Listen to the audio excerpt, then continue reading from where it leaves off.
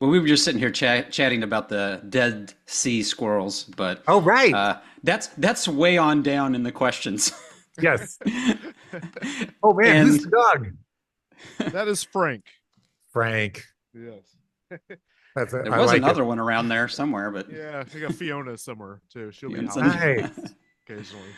Hey, thanks a lot. Thanks for joining us and making some time for us. Yes. So it's Jimmy and James. Yes. Yeah, that it's Or do you Jim, go by do you go by and Jimmy? then some people call me James, mostly for this podcast, or Okay. some of my friends, but Nice. I go by Jimmy most of the time. Okay. But yeah, whatever you feel good about. And then Jim at the bottom of my Yeah, I'm Jim. screen. Okay. Yes. Great. And where are you guys located?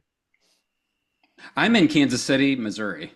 Oh, right. Actually, I'm in St. Joseph right now, but I'm from Kansas City, and I just moved up a little further north. So Nice. Midwesterner, yep. North of Born and Baltimore. raised. Oh, right. And north of Baltimore. Oh, wow. Yes. Nice. How did you guys know each other? Well, I started doing this podcast called Post Punk Heartstrings, and Jim, I don't know how. I think you just I listened was to it.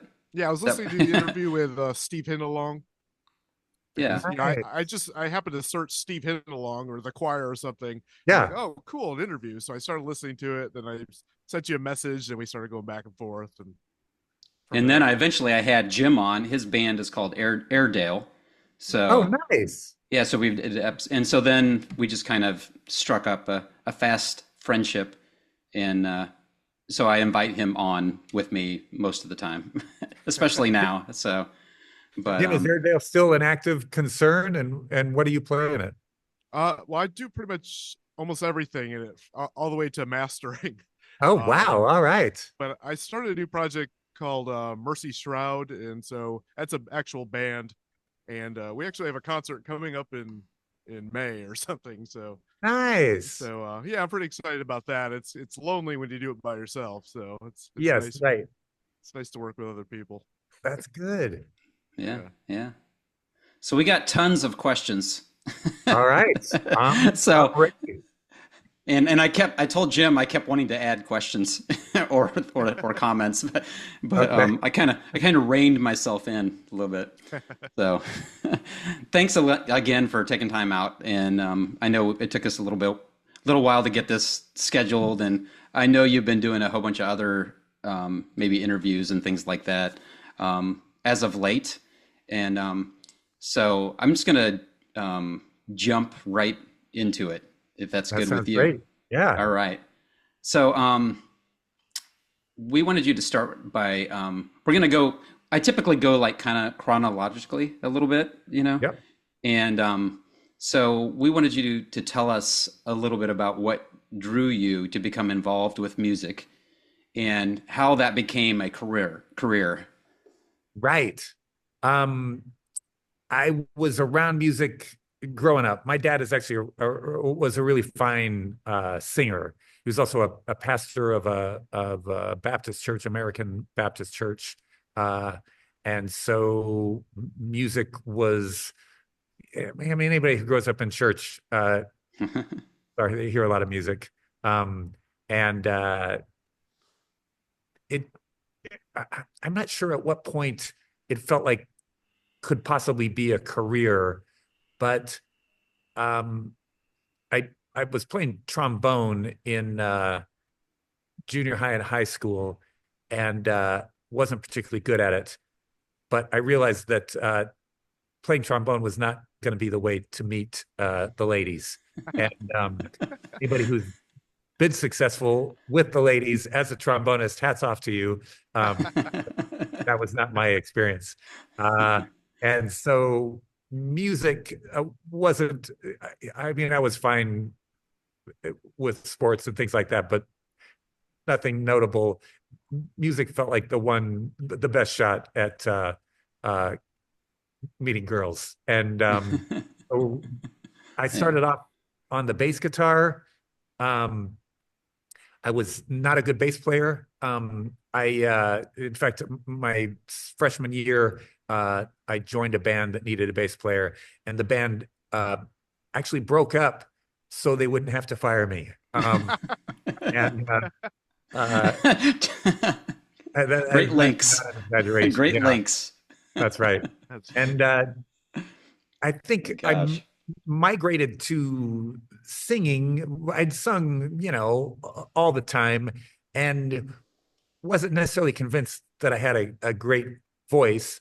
But when it started feeling like a possibility was right around when new wave and punk music started coming over from England.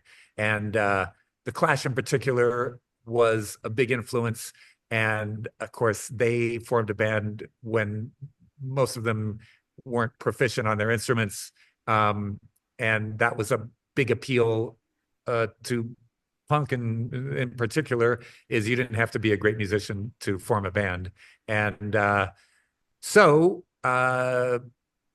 I was in college, going to Colorado University at Boulder. I think that's when I got introduced to the Clash and liked the music and thought, in particular, I liked the way the Clash approached writing lyrics, and thought that I could do something similar, but as a Christian, integrate my faith into the lyrics in a kind of non-traditional way. And that's when I started. I played around with writing songs, and I was actually a music major all through college. I almost didn't get my degree because I was so bad at piano, and you had to pass piano proficiency.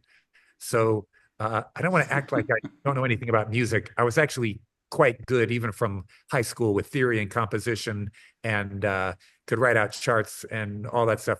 I just couldn't play anything, despite years of piano lessons. I just didn't have what it takes to play an instrument, but I could figure things out and write out charts and all that stuff. So I started doing demos. Would use my money from being a janitor and hire some musicians locally in Denver, and had them play on these demos that we'd record at kind of medium pro studios in the area. And that's how the songs, initial songs, came together. Yeah, you're a pro at this because I think you covered the first four questions with your Oh, answer. right. See, you know Sorry. what you're doing. No, no, because we've got a lot of questions. So I'm like, how am I Right. going to get to all these? So that's awesome. Um, Exactly. and I've read a lot about you. You mentioned the Clash. That was in one of the questions that I was going to ask about. But I forgot to up top. I should have done this. I forgot to do my part where I gush about you and your career and my teen years. Oh So yeah, don't forget you can that. sit there and be uncomfortable if you'd like. And I think Jim also maybe has a story at I have a least. short story. Yeah, Okay. yeah. About Which Steve is Taylor which when is I was a awesome. kid, was a So, teenager. So so this is my part, and then I'll turn it over to Jim for a moment. But uh, I was raised as a Christian, and I listened to mostly secular music. Right. But I went to a Christian school, like Yeah. all the way through, from kindergarten through 12th grade. And so I was listening to secular music because I had brothers and sisters, and that we listened to all of this.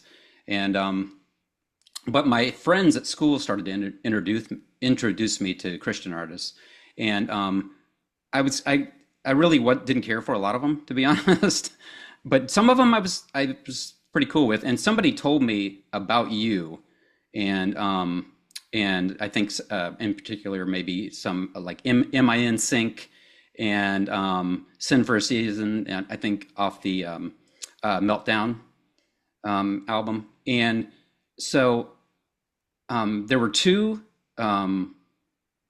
concerts that really affected me creatively and inspired me during the 80s. One of them was Adamant, and I Oh, was a nice. huge Adamant fan. And so around about maybe 84, I saw a concert, and it just changed the way I looked at music and presentation. It Right. was all very, the presentation was really tied into the music for him. And Right. and then yourself, I saw a concert in, I think it was 86. It was it was Limelight Oh, tour, right. Yeah, which is yeah. on the Fruits. Yeah. So, and the same thing. I was just like in awe of the presentation and everything you did, theatrically, and ever since then, those are the two concerts in the 80s who really shaped, and drew me to a lot of the other bands, yeah, especially in the like, alternative and post punk sound, not Uh, just in Christian music, but like, everything else. So, and so, I was one of those people, and my friends, we would listen to all of your releases like over and over and over and over again. So I have a good part of them memorized in Oh, during the nice. 80s. Adam So Ant, man, I was a big fan. And I still think Goody Two Shoes is like a masterpiece. And then I'm trying to remember the name of the album, one or two albums after that that I just wore out. It was with um oh geez, what was the name of that album? well, there's friend or foe, It was um, that. Although I then had that strip, like that. and it Strip. was Man, probably I love that album. I love the production strip on was that. awesome. Yeah, yeah.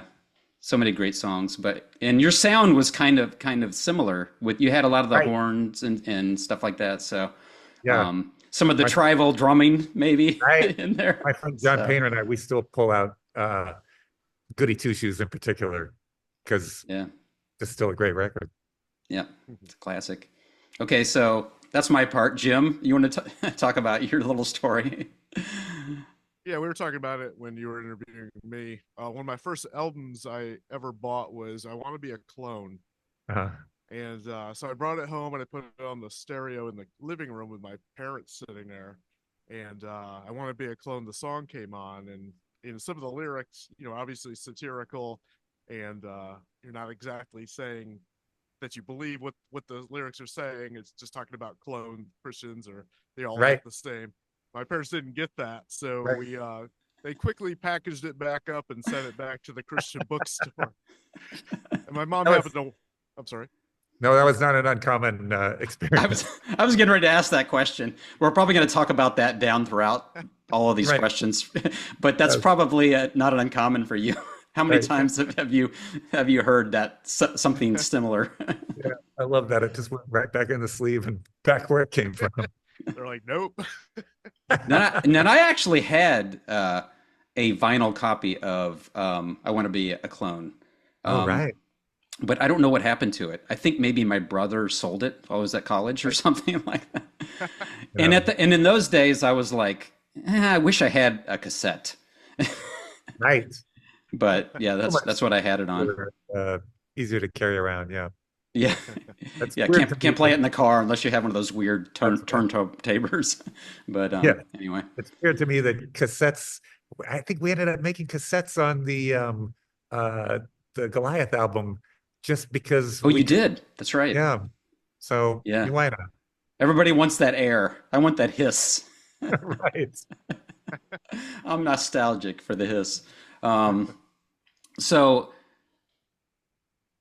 back to the questions that we were talking about, the Clash. You mentioned them, and I've read a lot about through the years of your interviews and things like that. And I think that was one of the earliest interviews, probably in CCM or something like that, where you were Right. talking about the Clash. And I think maybe this isn't right, but it seemed like you saw something on a bathroom wall inside. Oh, yeah.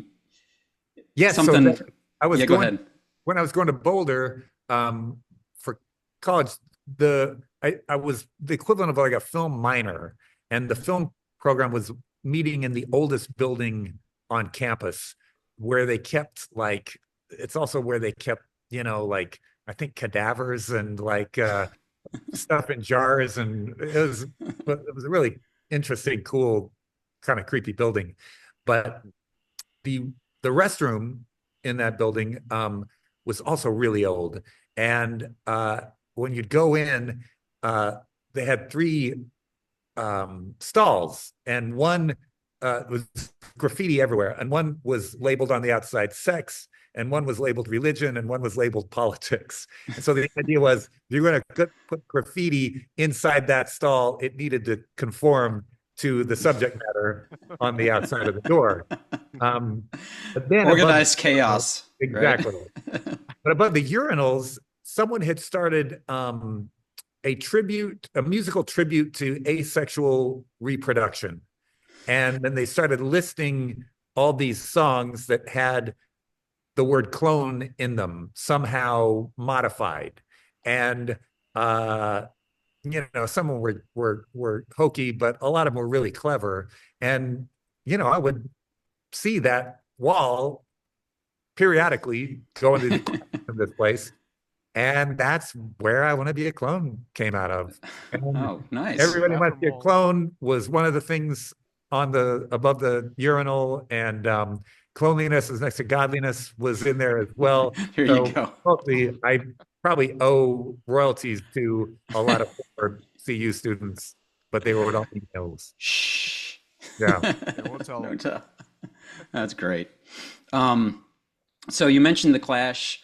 What are some of the other artists and albums that you were influenced by? Like, Right. in your early years, I'm kind of thinking maybe Elvis Costello, but I don't know. Absolutely. So Elvis Costello was really big as well.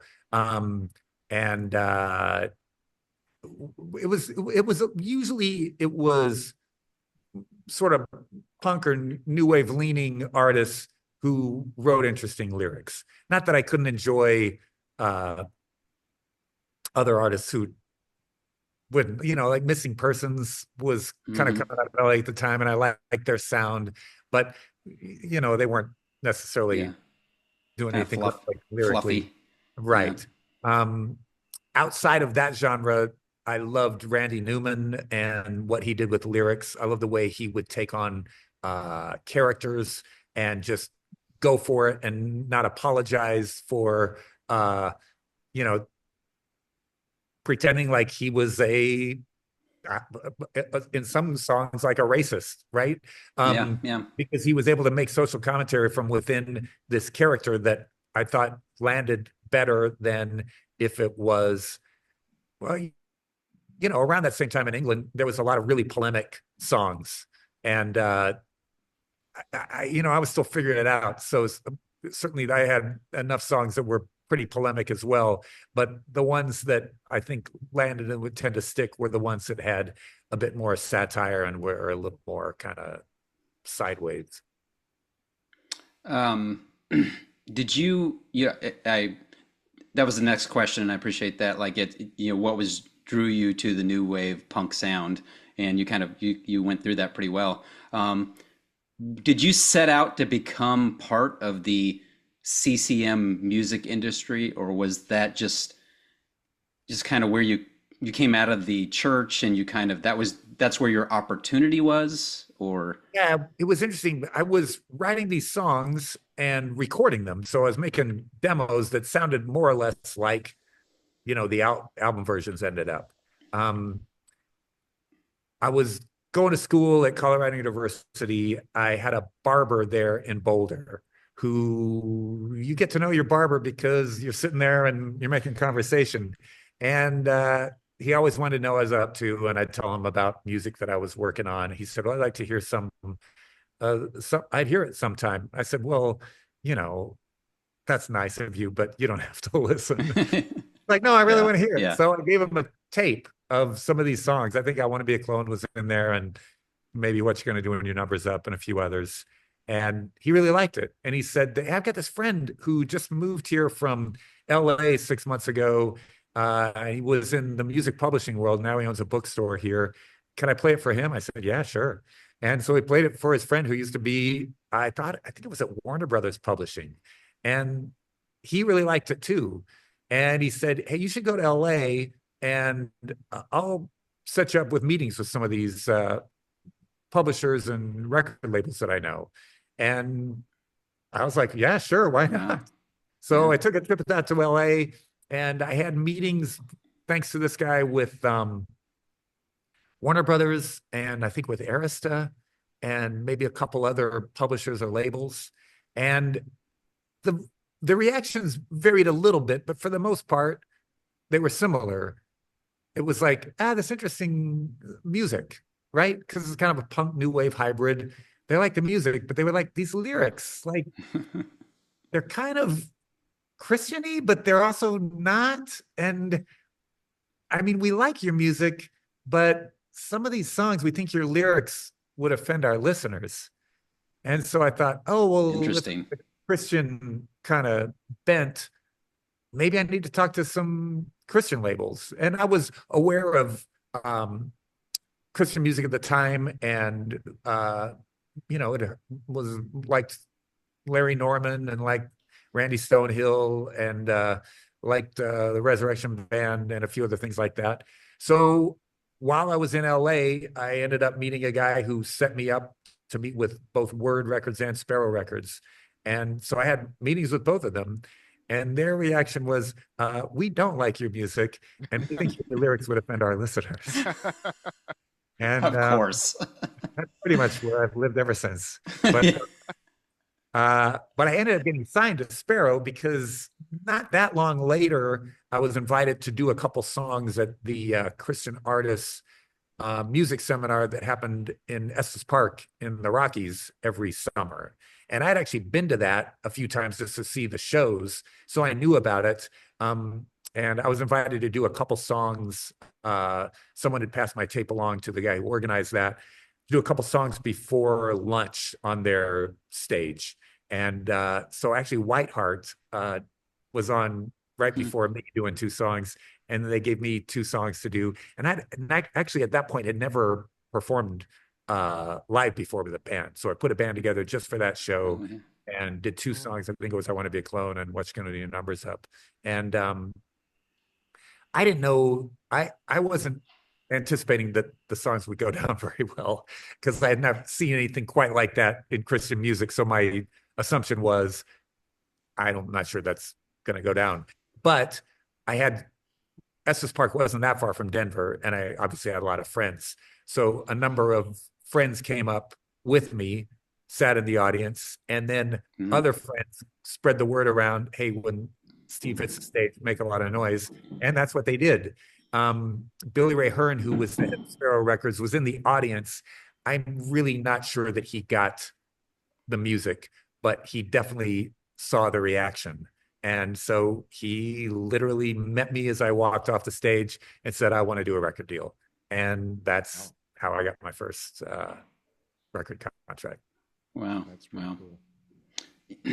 When I was in my teens listening to your music, I saw you as a satirical and creative artist who stood up to both those inside and outside the church. And I think that's accurate. In hindsight, I'm looking back at your career. It feels a little bit more nuanced than that sometimes. It seems like you weren't just confronting injustice, but you were working out and developing your own beliefs and how you were feeling about things. Can you comment on that, or how do you feel about that? Yeah, part of the writing process is you're trying to put down what you think, what you feel, and it's an interesting kind of two-way street, because sometimes you're exploring these themes as you're writing, and you kind of figure it out in the process of writing. I had plenty of influences, as a young Christian, with contemporary writers at the time. Francis Schaeffer, I've talked a lot about him and his influence. And so, a lot of it was coming from a particular historical time as well. And so all those things kind of work together. At the same time, I was actually not just a janitor at my church, but I was also the youth pastor while I was going to Colorado University in Boulder. So at the same time as I'm trying to be a good youth pastor, I'm going to possibly the most radical campus in the country at the time, because Boulder was just a really kind of hotbed of activism. Uh, Felt like every weekend is like, what are we going to protest this weekend?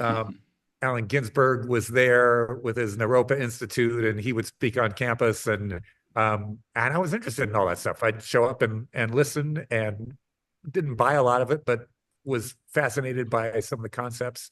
There's a riot one of the years that I was on campus because the president of the student body had decided that it wasn't necessary for every student to for their money to go to support all these student groups that they may or may not believe in the work that they do. So they allowed them to check off what they wanted to support and not support. And all the groups that felt they were being disenfranchised showed up at a council meeting and rioted. And the student body president ended up in the hospital. Like, it was just a really interesting time to be living in Boulder and to be going to school there. And so a lot of that kind of fed into the lyrics as well. Gotcha. That's great. Thank you. When did you begin touring with what was referred to as some band? Yes. And this is a two-parter. What Yeah. is your most memorable experience during those tours? Well, I mean, there are plenty. The original Some Band was built all of completely out of local Denver musicians. So I had a friend, Kerry Connor, who's a fantastic guitar player, and he played on both the Clone EP and then the Meltdown album.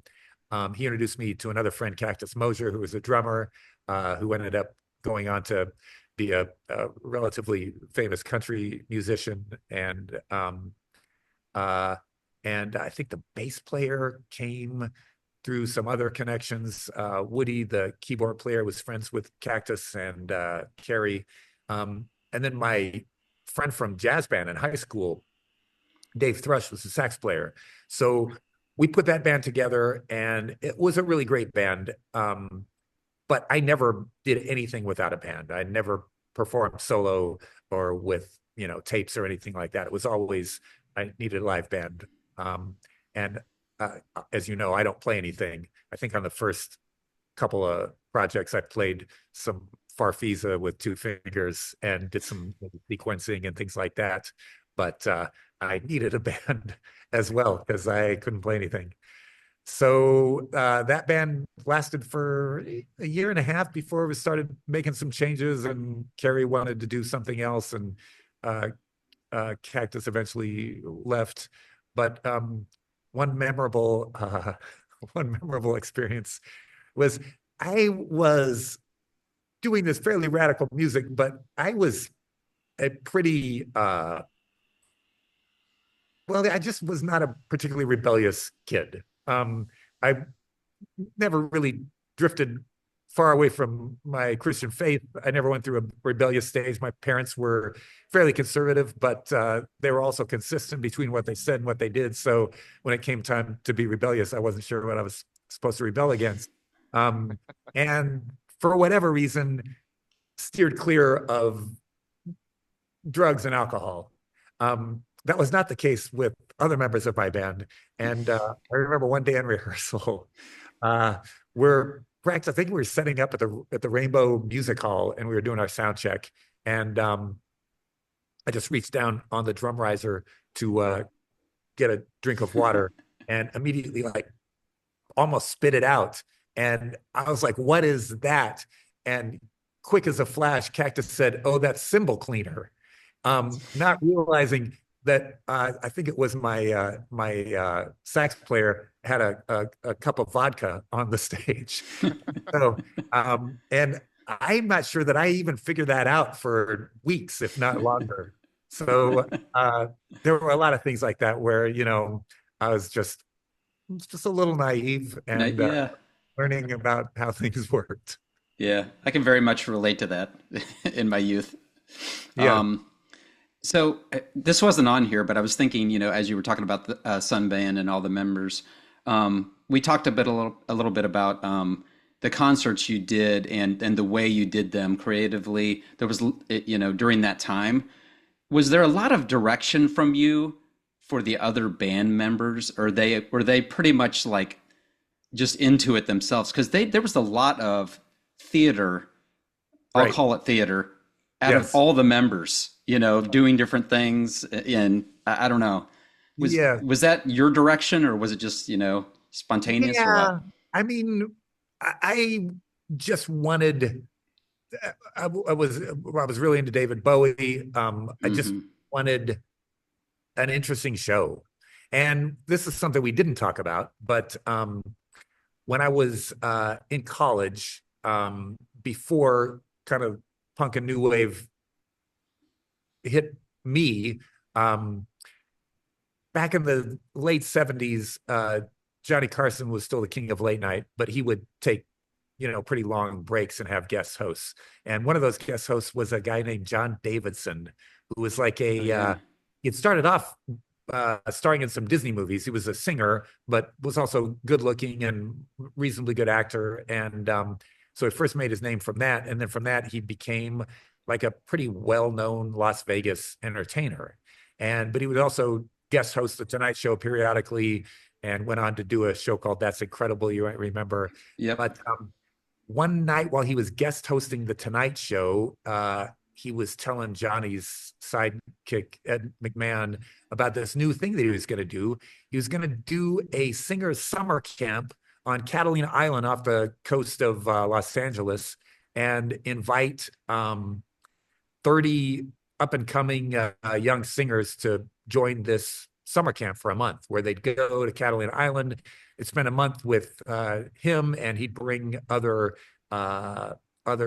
singing stars to the camp to, be guests.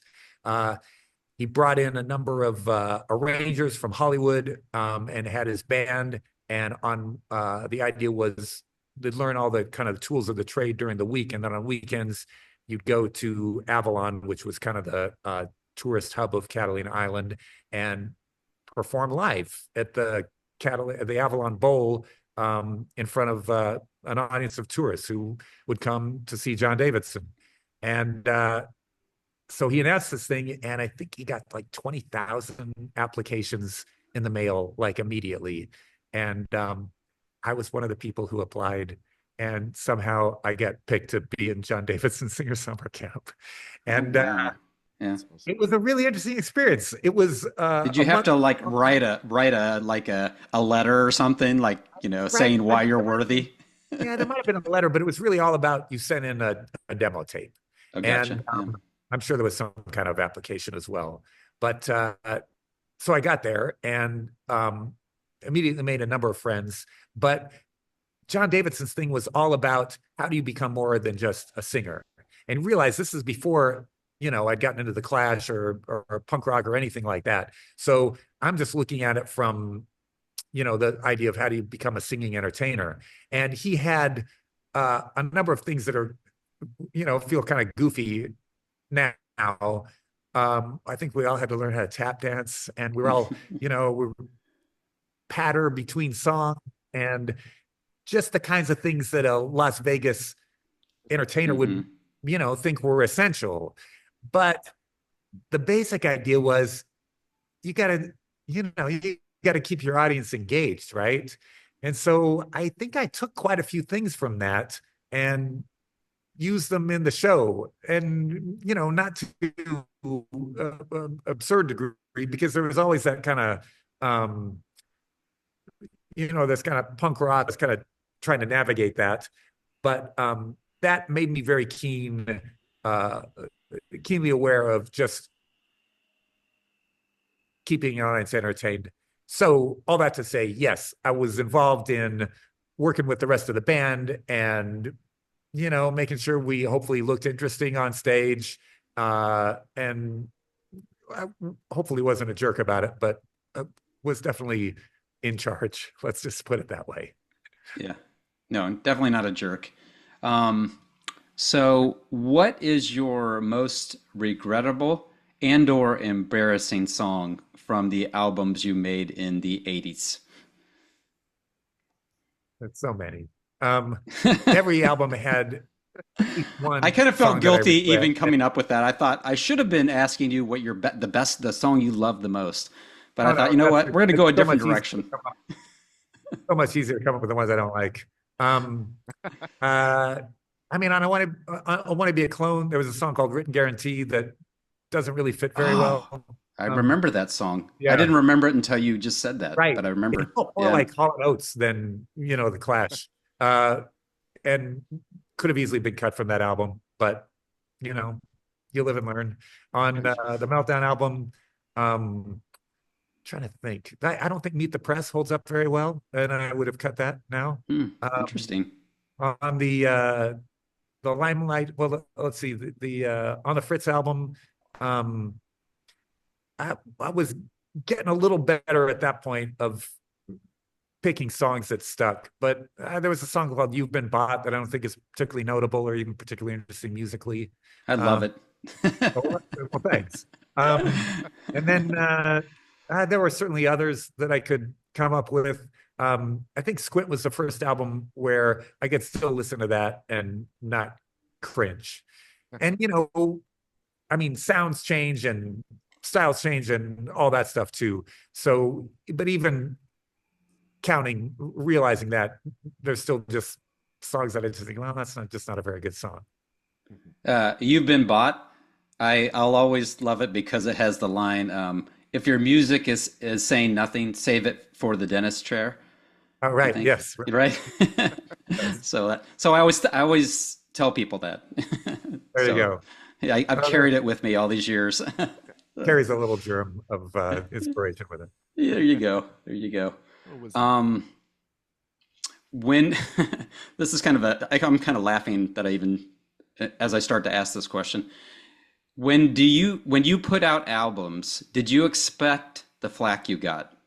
Did you get, it seems like maybe you did expect some of it Right. eventually, but did you expect what you got?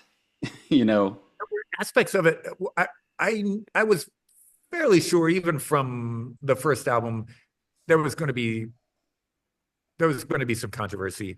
I thought it would probably be more to do with the style of music than the lyrical content, and that was more or less true uh, for the Clone album, and probably more or less true for the Meltdown album. When it got to On the Fritz, there was a song called "I Manipulate" that was a not very thinly veiled uh, takedown of what was called the Basic Youth Conflict seminars, and a guy named Bill Gothard. Uh, yep. Yeah. and that It was made pretty clear, I yeah, think. that made a lot of people very angry.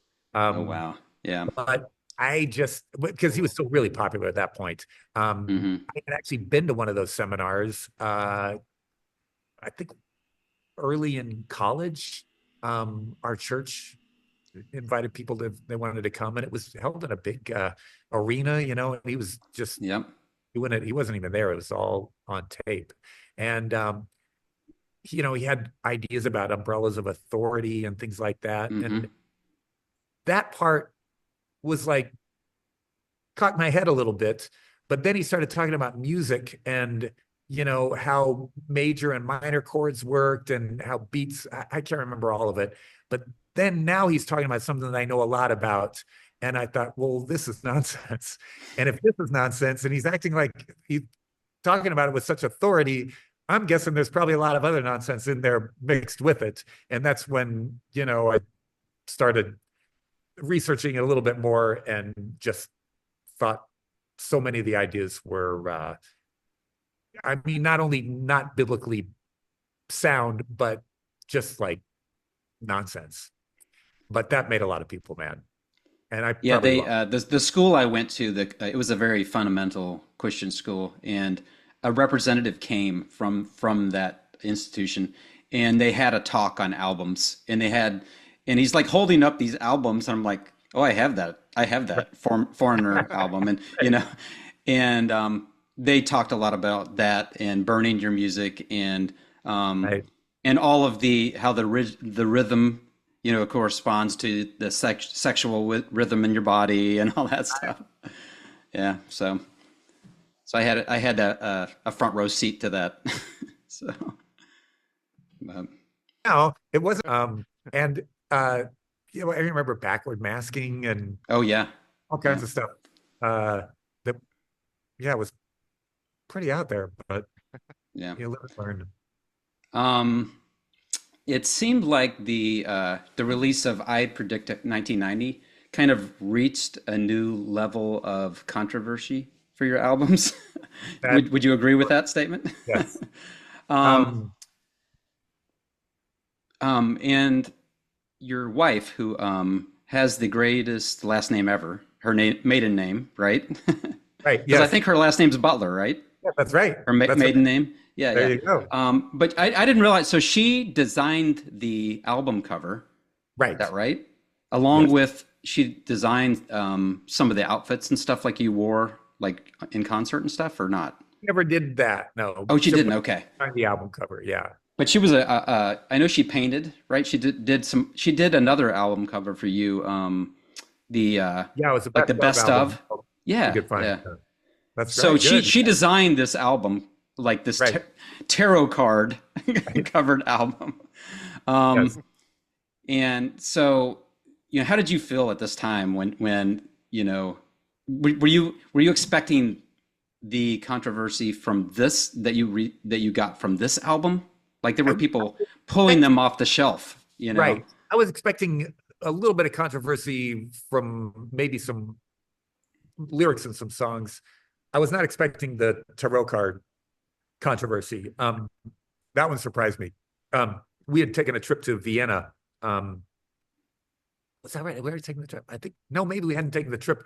We'd gone to New York and seen an exhibit on Viennese art around the turn of the last century, and just thought it was fantastic. And so that album cover was really influenced by Viennese poster art at Yeah. that during the era. Um, so yeah, we weren't tarot card was not was not in the cards, and so that was the surprise. That whole album was in many ways an act of protest because it also came around the time of the Iran Contra hearings, and kind of the lead character in those hearings was I can't remember, he was an army colonel, maybe Oliver North. Yeah. Uh, I was trying to think of his name. Yep. That's right. right. And as we're Yeah. watching as you're watching these hearings, which were pretty interesting, this guy was essentially excusing lying to the public and to uh, just yeah, just and making that almost as if it was a virtue. And I mean, that was enough to bother me, but I was really bothered that a lot of my fellow Christians seemed to be on his side. And so a lot of that album was actually fueled by the idea that the ends do not justify the means. And that's where I'm trying to think of the songs. Um, well, explicitly in I Blew Up the Clinic Real Good. Yeah. On the bridge of that song, the ends don't justify the means anytime. Yeah. But at the same time, I guess I could have anticipated that if you have a song titled I Blew Up the Clinic Real Good, you might get some pushback. And that certainly happened as well, along with other songs on that album. And that was really the album where I decided, I think it's time to go do something else. I wasn't particularly angry with anybody. I just felt like Christian music was, during most of the time I'd been doing it, it was expanding and it felt like there was no real ceiling. And that's when it felt like it started contracting and becoming more church focused. And it was around the time of the televangelist scandals. And in general, Christian record labels were asking their artists to try to focus more on serving the church. And there's nothing wrong with that. It's just not something I was interested in. So that was, I think I got told in my band at the beginning of that tour, this is probably going to be it. Let's do this tour and then let's plan on doing something else. Yeah. I think it was during this time Jim asked this question. He talked about Sandy Patty performing with her. Yes, Um, right. and he wanted to know if there was any fun stories you can think about that performance. Oh man. Well, for one, it was a blast. She didn't actually sing on the album, but I think it was during Gospel Music Week in Nashville. I was going to do a set at a place called the Cannery, and I asked her if there's any chance she'd want to join me and sing that operatic part. And to my surprise, she said yes. And so she came and sang the part at a club, and it was great. I was really touched that she would do that. I don't think she had a lot to gain by doing that performance, but I was I was really happy that she did it.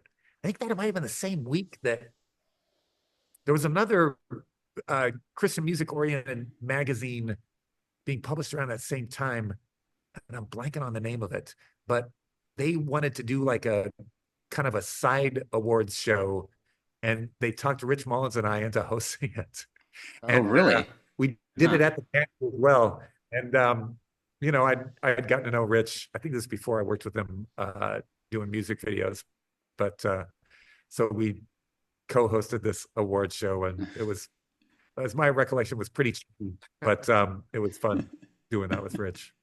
What was it called? You have the Doves, right? So what would the this one be called? Who knows? I don't. The pigeon, I'm maybe not the sure. pigeons, I'm the sure it had a name. pigeons. You know, it's Yeah, right. But it wasn't necessarily supposed to make fun of the Dove Awards. It was just something else that this magazine yeah. dreamed That up. was that was me So, but I doing can't that. That wasn't you. remember. I was just being Yeah. being silly. Um, is there anything that you would have done differently in your music career in the '80s? Maybe That we I would talked have done about this a little differently. bit. I don't know, but yeah, Well, I mean, songs I would have done differently.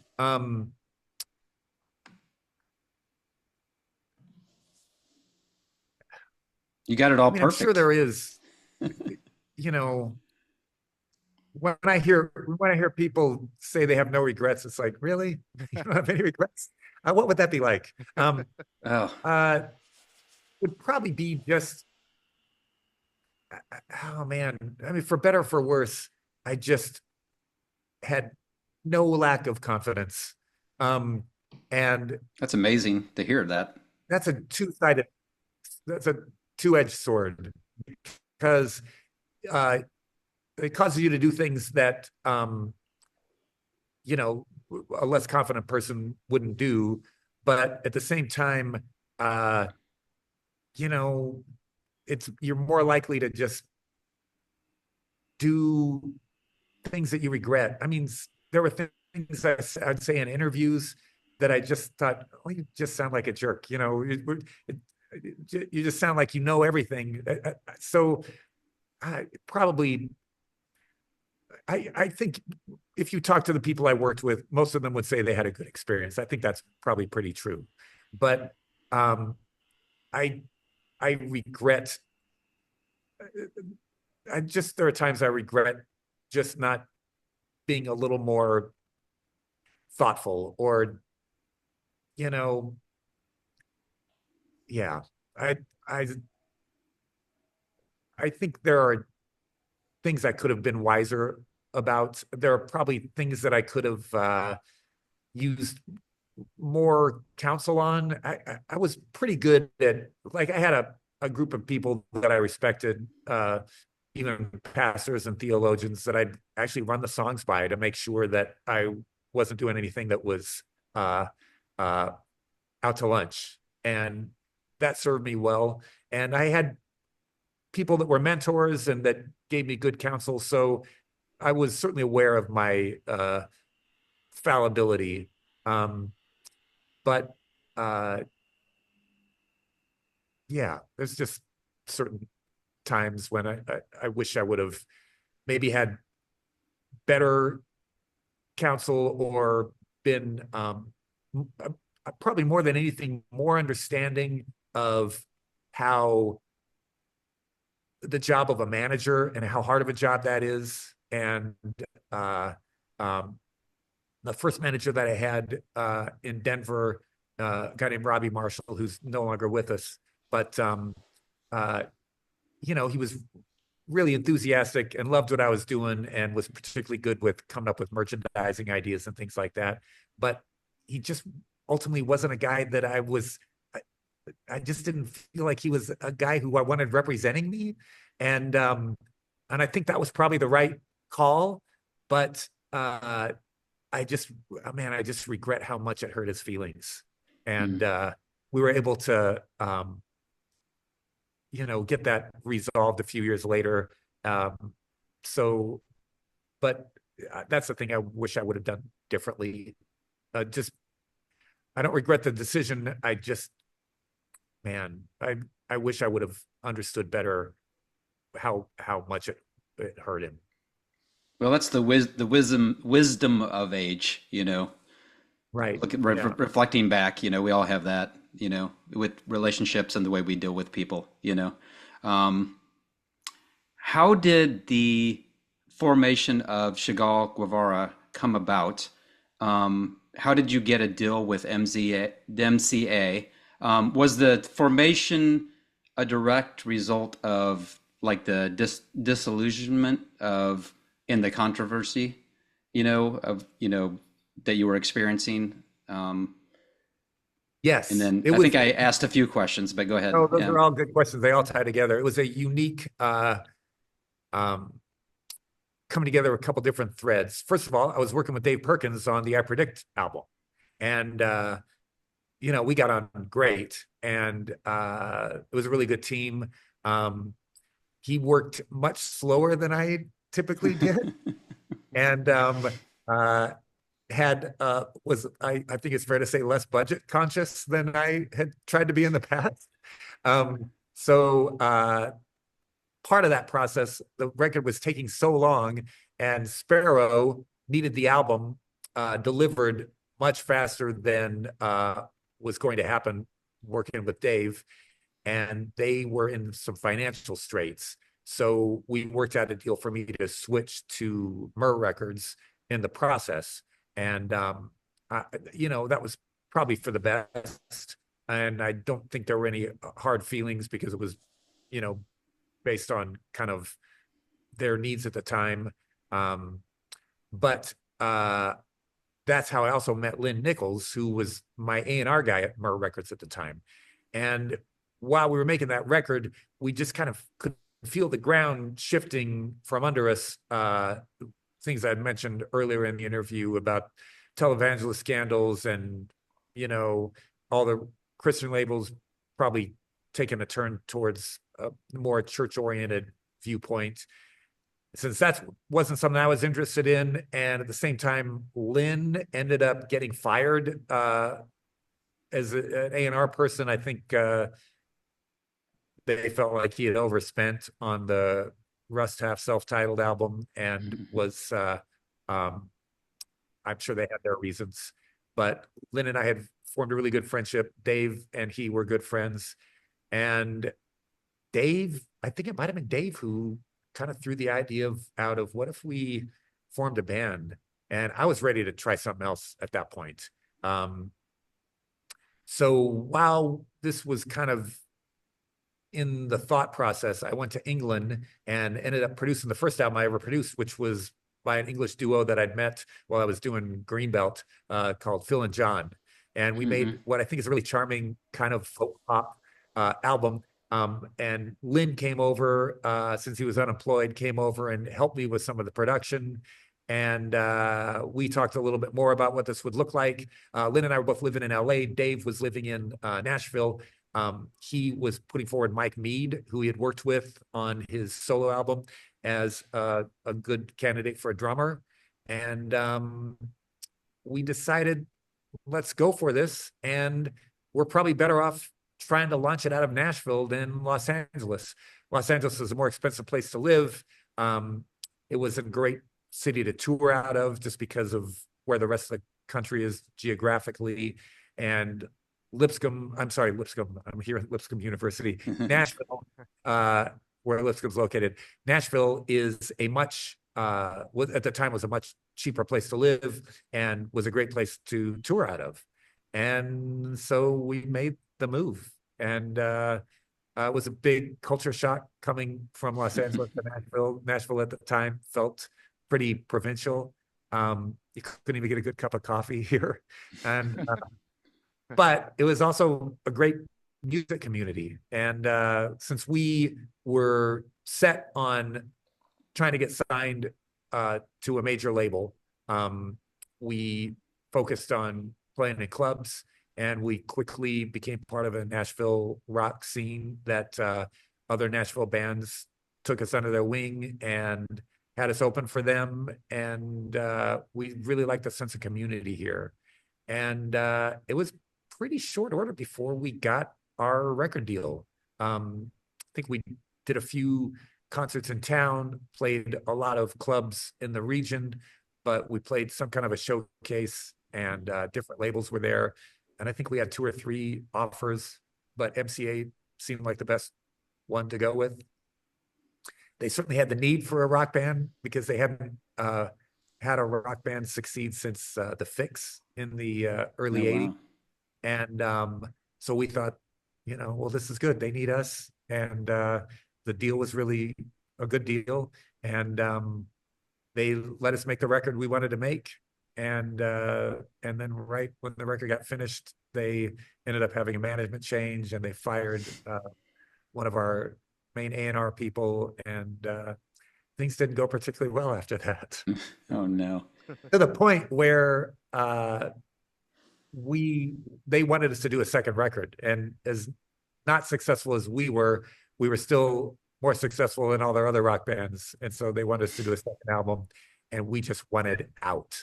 Well, no matter what happened, we know we didn't want to do another album with MCA, and it took about a year of legal maneuvering and managers and lawyers before we were finally able to get out of the deal.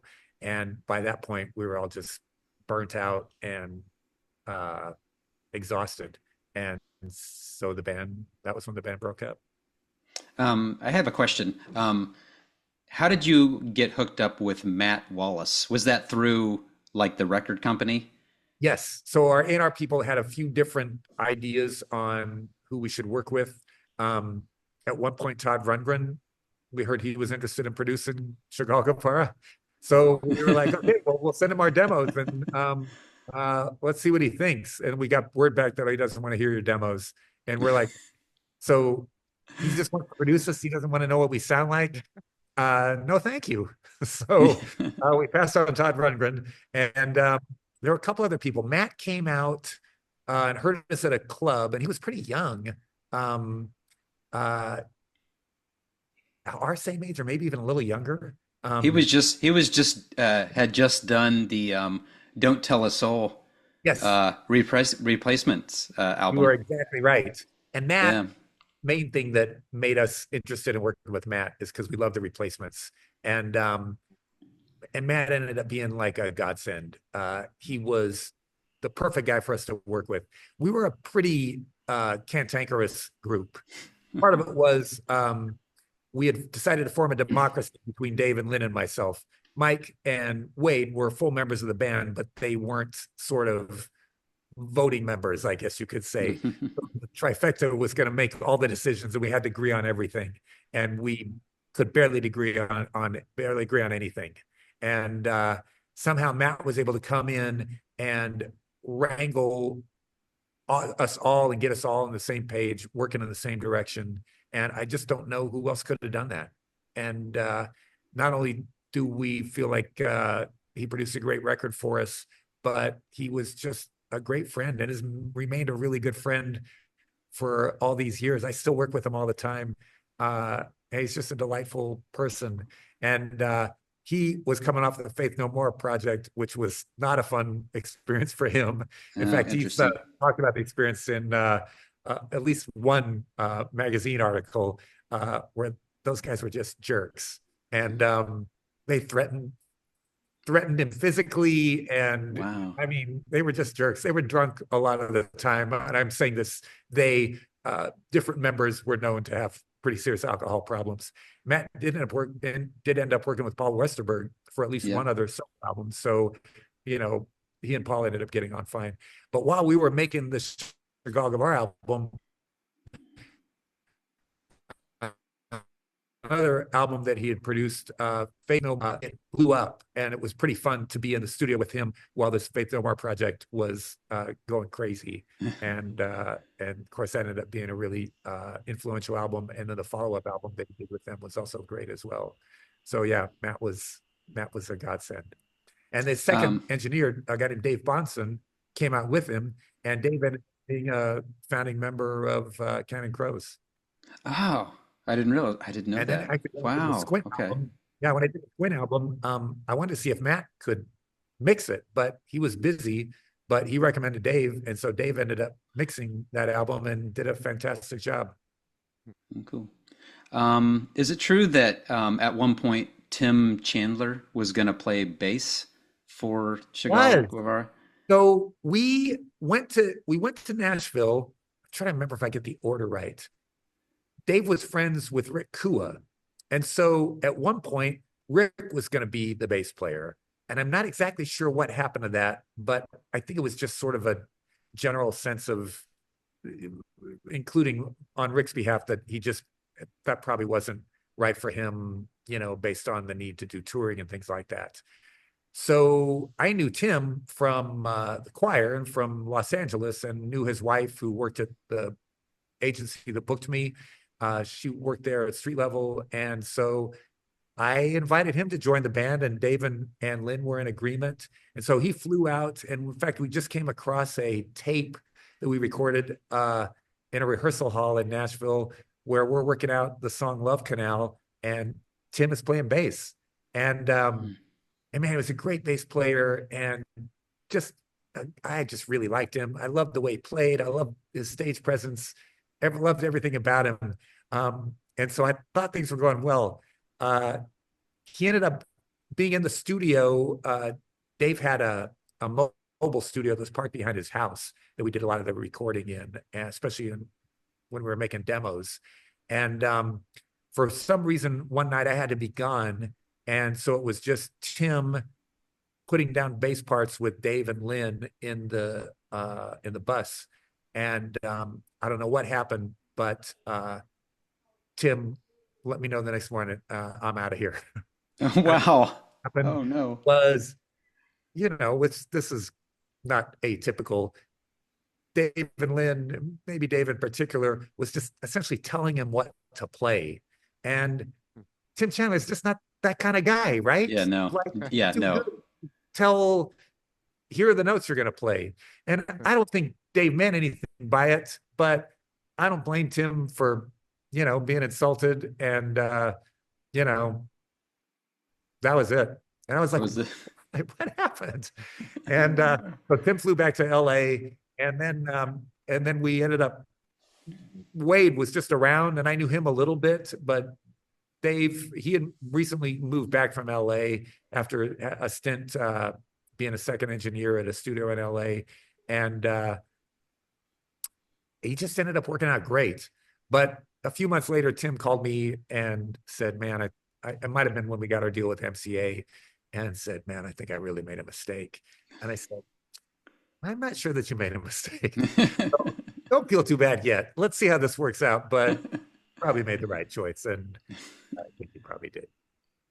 And Wade ended up being really fantastic.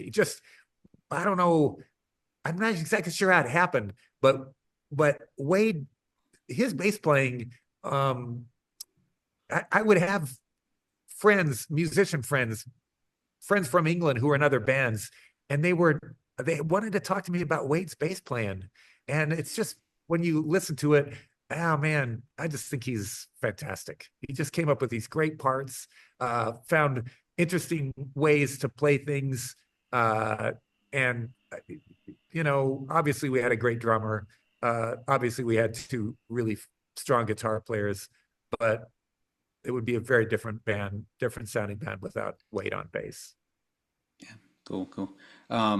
At the time, I remember there was a lot of promotion for the album in Right. like Rolling Stone and different magazines, and I remember the main tagline I think that I kept reading was playing intelligent music like mindless fools. Is that right?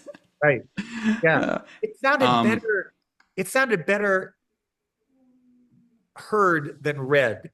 So I remember thinking, oh yeah, that's a good tagline. And then I remember reading it on the back page of College Music Journal or something like that. And I thought, I'm not sure this is exactly coming across. It comes across a little, I don't know. It just didn't look good in print, I don't think. So yeah, I kind of regret that tagline. I have a very vivid memory of reading that, like in like Spin magazine or Rolling Right. Stone Yeah. or something like that, Yeah. with your guys' pictures. Right. um, I know. And I think when you say we want to play intelligent music, it's just sends the wrong message. So probably didn't need that tagline. so this brings us to Pump Up the Volume, Yes. and it's one of my favorite movies. And I've been telling Jim I need to get somebody on the podcast to discuss it with me, but it's hard to find somebody that will. I'm still trying to find somebody because it's Right. Fine. the subject matter is, there's a lot there, right? Yes. But anyway, this came out um, around about the same time I was getting into a lot of the post-punk music, like the Pixies and Right. Concrete Blonde. And so I was ecstatic when I heard that Segal Guevara was going to be on the soundtrack. Right. Um, how did I think I've read a little bit about how they tried to pick the songs. Right. What's your memory of how did your song end up on the soundtrack? Yeah. Well, because we're signed to MCA and because MCA was releasing the soundtrack, that was kind of one of the early perks that we got. Um, and yeah, the lineup on that album is insanely good. And so we were really fortunate to be a part of that soundtrack. They picked, I can't remember if we picked or they picked the song, but it was Tale of the Twister. And we made a really good demo of it. And then, as is not atypical, they didn't want to put the demo on. So I think we worked with Dennis Herring, who had done some other interesting work as producer. My recollection is to re-record it. And then we got a different guy to mix it. And I'm blanking on his name. We mixed it in Nashville. And I just don't like that version as much as our demo version. I think, it was okay, but I don't it's think just, I've ever heard the demo yeah, the version. demo, you can actually hear the demo. I think we put it out on our Kickstarter, when we did Oh, that gotcha. campaign 3 or 4 years ago. But Taylor Twister is a great song and Love it. one of my favorites from the band. And it's the version's fine, but yeah, I never loved it as much as the demo version. And then I remember we went to see it. We went to see the movie when it was still being tested, I think. And it shows up in kind of a interesting place where some girls at the Yeah. high dancing to a song. It's like, well, I Yeah, get you've got that. the head, the eyes of Lassie, the Right. Yeah, lips yeah. like Nick. Right. It's like that part. Right. Yeah, But they she's were dancing. a vixen or something like that, virgin vixen. Yeah, yeah. Right. But Um, they were just dancing to something that was not our song. They were dancing to the song got added afterwards. But yeah, we all liked the movie. And it ended up being a pretty not a giant hit, but an influential movie, I would say. And yeah, it was a good experience. I was listening to a podcast where they were talking about there's just like a couple people talking about the movie, and they were going through the songs, and they were like, they came to that song, and they were like, "That's the best song on here," and I was like, yes, Oh, because there's a nice. lot of good songs on there, There are a lot you of good know. songs. Yeah. So what would be your favorite song from the soundtrack? Can you remember? I remember And you can count Leonard if you want to, even though he's I, not on I the I soundtrack. really like Concrete Blonde's version of Everybody Knows by Leonard Yeah. Cohen. That was good. But what Pixie song was on there? It's a Wave of wave Mutilation. of mutilation, Oh, wait, but I mean, it's the like there's two versions, right? That's the mellow version is on the right. yeah. Yeah, Yeah. because we were a And huge there's fan of. Peter Murphy. Yep, I got to know Uh, Peter Murphy because my drummer, the drummer that replaced Cactus, ended up being Peter Murphy's drummer for 3 or 4 years. So when I'd go to catch up with Turl, he was playing with Peter Murphy, and then he ended up Wow. playing John Paul Jones. So he's had quite a run as a drummer. Great drummer. That's awesome. This is Jim. I never let you talk. So here's your question, buddy. I'm okay with that. Okay with that. He's like, I don't want you to, but I try to turn it over to Jim sometimes. So this was your question, and this is Why about. is he even on here? No, I need you. I'm just kidding. But I'm your support person. you are, and I need you very much. But this question is related to Chagall Guevara. Yeah. You know what question Yes. it is? Yeah, number 16. Go for it. All right. Any interesting stories you remember about when Chagall Guevara opened for Squeeze? Oh man, Were you a fan of theirs? And I was such a fan. I think Sad Story is a top 5 album, and that was produced by Elvis Costello, and I just thought that man was genius. I think underrated. Yeah, weirdly, because they've been around for a long time, their lyrics are as good as anybody going, and they had this great kind of pop sensibility to their kind of new wave sound at the time, and so when we found out that we were going to open for them on their UK tour, that was the most excited I'd probably ever been since I'd started my music career, and it was one of those things where I was afraid something was going to happen to keep me from being there. Like, I was driving more carefully and all that stuff, just because I couldn't imagine how great it would be to tour with Squeeze. And we had a really good tour. We enjoyed it a lot. But we really were not, we really weren't particularly successful. What do you mean by that? The UK audience for Squeeze, it wasn't probably a great match. I mean, we didn't care because we love Squeeze, but what we were doing was a fair bit more kind of raucous than what Squeeze does. They were always really kind to us and supportive, and the catering was great, and we got to go to all these great towns and places we loved and venues that we loved in around Christmas time, because it was essentially a 30-day Christmas tour in December.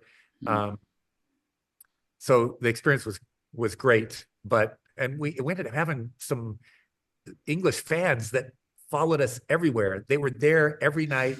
They knew all the words. It was just like 3 or 4 fans that would be up in front.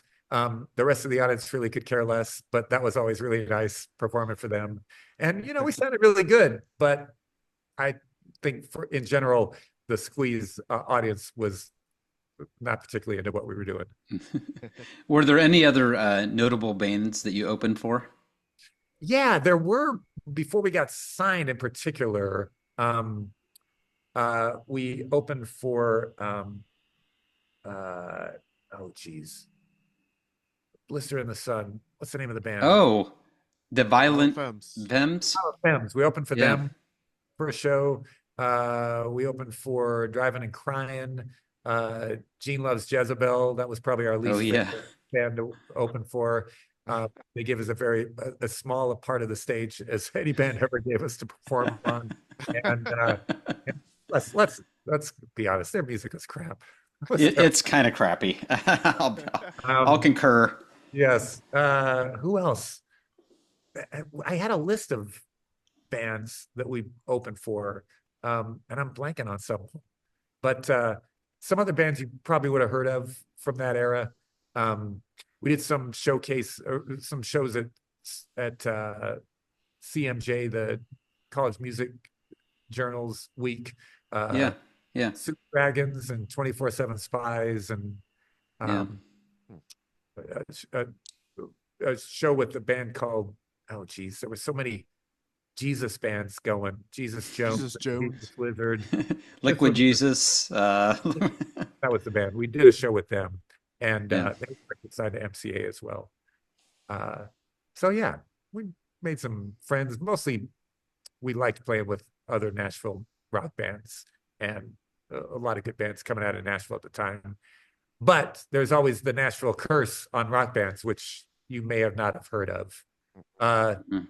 So obviously I don't believe in curses, but the curse goes something like this.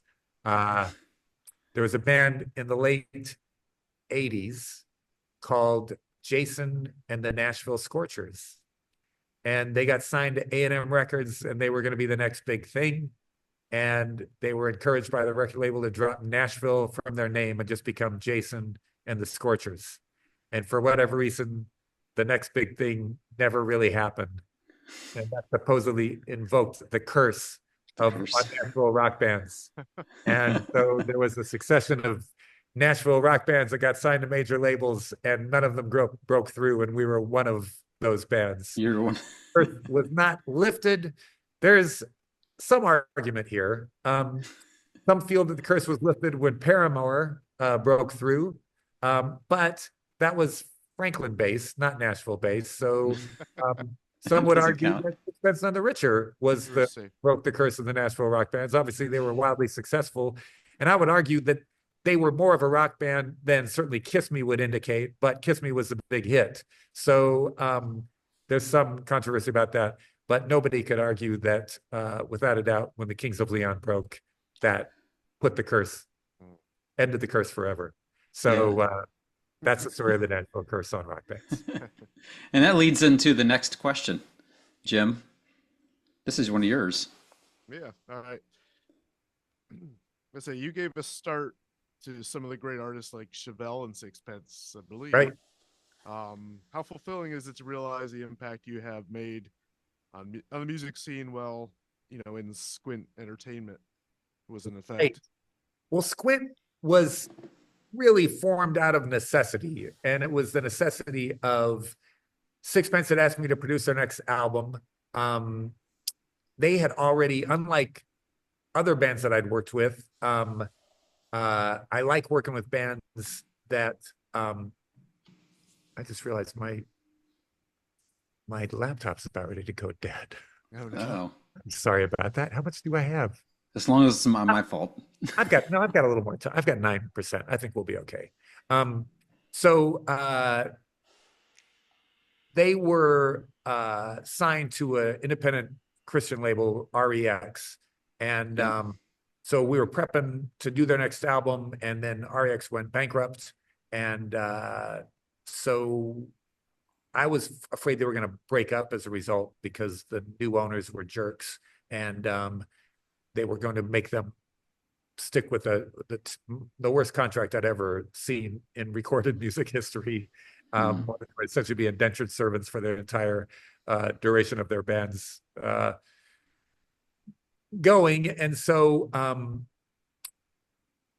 I just said, hey, let's make this album and I'll figure out a way to pay for it. So I put it on credit cards, and because I was afraid they were going to break up otherwise. And so we made the album we wanted to make, and the band really didn't trust anybody, and they asked me if I would consider starting a record label, so they wouldn't have to work with anybody else. And so that's really the impetus for starting. Wow. It was just to put their album out. Running a record label was never a goal of mine, but it felt like a practical way to get this album out that I loved and that I thought should be heard beyond just Christian music circles. And so I brought on some important hires, in particular, a guy from LA named Stephen Prendergast, who had been in music for a while and been worked primarily in mainstream music, and understood radio really well. And so he was the first guy to listen to the album and say, that song Kiss Me is a hit.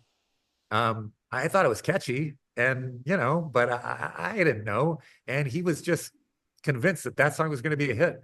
And so we made a deal with Word Records, which was owned by a larger corporation, Gaylord, that as long as I had creative control over the label, that I didn't need to own the label, just as long as I had creative control. And the head of Word Records, Roland Lundy, we shook hands on it, and he was true to his word. What he didn't realize, I think at the time, is that here's the oddball saying: you can't buy a hit, but you have to pay for a hit. Which means that you can't just spend money to get a hit record, but it's impossible to have a hit record without spending money. And so at the time, there was a process where you would hire independent promoters, and they would figure out ways to put on shows with multiple artists, and those shows would then ensure ideally a certain amount of record spins. And so all that stuff costs money, even though nothing would guarantee that they would become hits. Ultimately, the song would have to, do its own. But there was no way to get in the top 40 without spending hundreds of thousands of dollars. And so Roland Lundy was the guy who kept signing off on that process, because we were spending a lot of money. We were putting Sixpence on the road. We were having them, while they were on tour, play at various radio stations around the country. We'd buy pizza for the staff at a radio station in whatever town, and they would play a live set, just acoustic set, during lunchtime. And I think two things were working in their favor. One was they were really good musicians at a time when a lot of pop acts couldn't play their instruments, and they were also really nice people. And I think the accumulation of that, despite the fact that we weren't a major label, or really even had major label distribution, enough record labels were like, if we're going to do one thing nice for anybody this year, let's make it for a Sixpence, because we like that song and they're nice people and they can play their instruments. And so that started to accumulate. In the meantime, one of our people in our LA office was going around pitching Kiss Me to different movie soundtracks. And so the song was getting really good reaction from all these music supervisors. And I think there were 5 different movies that wanted Kiss Me to be in their movie. Really? One was a movie, Never Been Kissed, with Drew Barrymore. Another one was some kind of a romantic comedy with, I can't remember her name. She was famous at the time. It was she was playing a chef. There was another one or two. The one that I saw them all. And the one that I thought was the least stupid was a movie called She's All That. I didn't think it was a great movie, but it was the least worst of all the movies. And so, so I signed off on that one being the song that Kiss Me debuted. They put it at a really important spot. And the weekend that movie came out, the Kiss Me had already hit the Hot 100, but we were pretty sure it was going to be a hit, but we were also sure it was going to be a long, hard slog. And my wife and I went to see that movie. We were on a break in Florida, and we went to whatever the local Cineplex was on a Friday night. It was jammed with teenagers, and Kiss Me came on, and at the end of the movie, we just knew, hey, I think this is going to work. And the following Monday, across the country, phones lit up at radio stations, people wanted to hear Kiss Me. And so that probably sped up the process and turned it into, it became not only a worldwide hit, but that song is arguably more popular than it was in 1999 when it broke through. Like, you just can't keep it. So I tell people, if you've never heard that song, you were either raised by Amish parents or you've never stopped DJ Maxx, because otherwise. That's exactly right. That's awesome. And then because Kiss Me was successful, well, a couple of things happened. During the year that it took to break Kiss Me, I heard about a band, The Inside was a ska band, and ska was taken over. And Gene Eugene was producing that album. And I think I knew their manager as well. And we worked out a deal where we got to release their album of praise songs that were ska inflected. And it was called, of course, Scallelujah. And that band, that album just broke through immediately and was a big hit. And frankly, that was the reason, as much as anything, why Kiss Me became a hit, because the sales from that album kept the label buoyant and kept everybody happy. And you know, in many ways, Kiss Me and Sixpence owes as much to the Insiders anybody else, because that was a really important album in our label's evolution. Chevelle came along because some of the guys in the Insiders knew the guys in Chevelle, so I went to see them and opened for. That might have even been opening for the Insiders, or maybe for someone else. And I heard them, and 2 songs in, I just turned to the rest of the team that I brought along. It says, "We're signing this band." And we worked with Steve Albini on that album, and I still think that's the best album they've ever made. They might not agree, but I love that album. And let's see, we signed Waterdeep, who made a really great album. Oh yeah, I forgot about that. Yeah. And then Burlap Cashmere was another big album for Squint. Even though we did not sign the band initially, they've been signed to was it? I can't remember which label. It might have been. It was A&M. But we sub-licensed it, and then it was Squint that sold far and away more albums than A&M did. I think Waterdeep might be Kansas City based. I'm pretty They sure. are indeed, yes. Yeah, yeah. And Because I used to go down to a place called the New Earth Coffee House, and I think Don Schaffer was there. He was actually there all the time. Right. Yeah. That's where I first saw them live, I think, or one of the times. And they ended up doing a festival in Kansas City as well.